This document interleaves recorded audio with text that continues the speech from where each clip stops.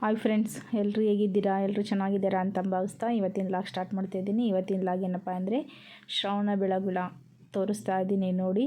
ಏಕೆಂದರೆ ನಮ್ಮೂರಿಂದ ಇಲ್ಲಿಗೆ 7 ಕಿಲೋಮೀಟ್ರ್ ಅಷ್ಟೇ. ನಾವು ಶ್ರವಣ ಬೆಳಗುಳದ್ರ ರೂಟೇ ಹೋಗ್ತಾಯಿದ್ದೋ, ಅದಕ್ಕೆ ಒಂದು ವೀಡಿಯೋ ಮಾಡೋಣ ಅಂತ ವೀಡಿಯೋ ಮಾಡ್ತಾಯಿದ್ದೀನಿ ಫ್ರೆಂಡ್ಸ್. ನೋಡಿ, ಇದೇ ಶ್ರವಣ ಬೆಳಗುಳ. ಯಾರೆಲ್ಲ ವಿಸಿಟ್ ಮಾಡಿಲ್ಲ, ಯಾರೆಲ್ಲ ಶ್ರವಣ ಬೆಳಗುಳಕ್ಕೆ ಬಂದಿಲ್ಲ, ಒಂದು ಸಲ ವಿಸಿಟ್ ಮಾಡಿ ಫ್ರೆಂಡ್ಸ್.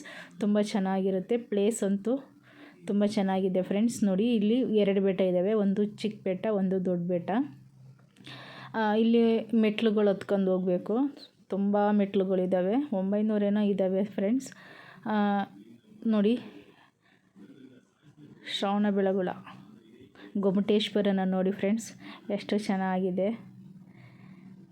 ಇಲ್ಲಿ 2 ಬೆಟ್ಟ ಇದ್ದಾವೆ, ಒಂದು ಚಿಕ್ಕ ಬೆಟ್ಟ, ಒಂದು ದೊಡ್ಡ ಬೆಟ್ಟ, ಒಂದು ಅಣ್ಣಂದು ಒಂದು ತಮ್ಮನ ಬೆಟ್ಟ.